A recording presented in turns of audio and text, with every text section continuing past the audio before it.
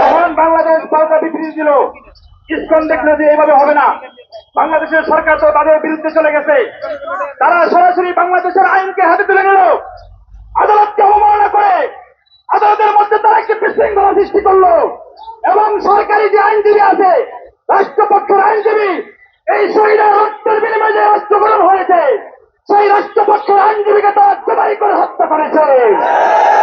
এই হত্যা শুধু শহীদ সাইফুল ইসলাম আলিফকে হত্যা করা হয় নাই, এই হত্যা বাংলাদেশের হাজার হাজার ছাত্র জনতাকে হত্যা করা হয়েছে। আমরা স্পষ্ট ভাষায় বলতে চাই, আমরা 5 তারিখে মরে গিয়েছি, আমাদের জীবনে আর কোনো মায়া নাই।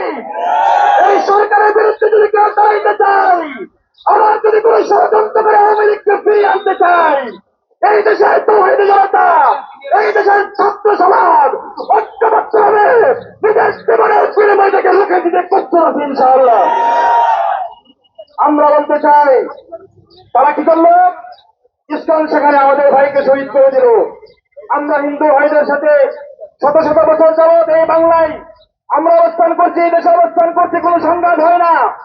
জায়গায় জায়গায় আমরা অবস্থান করছি, কোথাও কোনো সংঘাত হয় না। কিন্তু মুসলমানদের বিরুদ্ধে আজকে হিন্দু ভাইদেরকে দাঁড় করানো হচ্ছে। অথচ ইসকন কিন্তু কোনো হিন্দু সংগঠন না, ইসকন একটি সন্ত্রাসী সংগঠন, ইসকন একটি সন্ত্রাসী সংগঠন, ইসকন একটি সন্ত্রাসী সংগঠন। আমাদের অবশ্যই ছাত্র